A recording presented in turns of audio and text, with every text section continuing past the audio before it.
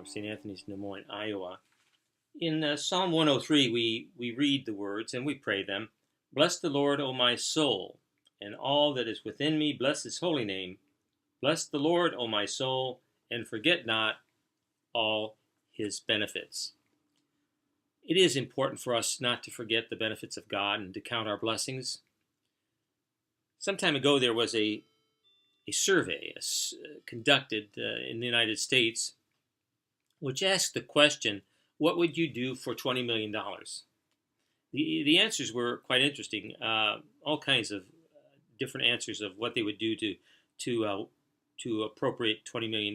But there were some that were very appalling, and the worst of which was someone answered and said, I would even kill my wife for $20 million.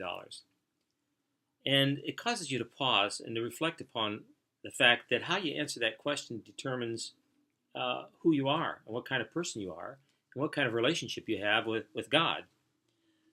What would I do to gain $20 million? And what wouldn't I do to gain $20 million? How you answer that question tells everything about who you are and what kind of person you are. St. Paul talks about being a grumbler. And I think it's important to think about how oftentimes we don't appreciate the gifts that God has given us in our lives. And so we're always looking elsewhere for something to fill that emptiness within us. But if we recognize the blessings that God has given us, then we are people of gratitude rather than people of grumbling.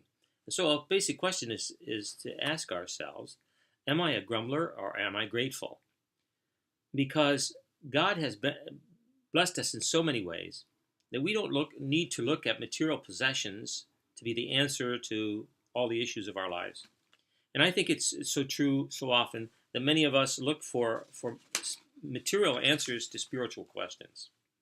I think every person is created with a vacuum or a void within his heart. And someone said that void has the shape of Jesus, and only Jesus can fill that void or that emptiness.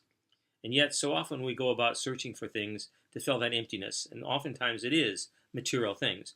And we would go to great lengths sometimes, desperately seeking to fill that emptiness, even to the point, like this poor wretch, to killing his own wife. But God asks us to be grateful, to bow down before him, to count our blessings, and to quit grumbling about what we don't have, and to recognize the bountiful gifts of God, one day at a time.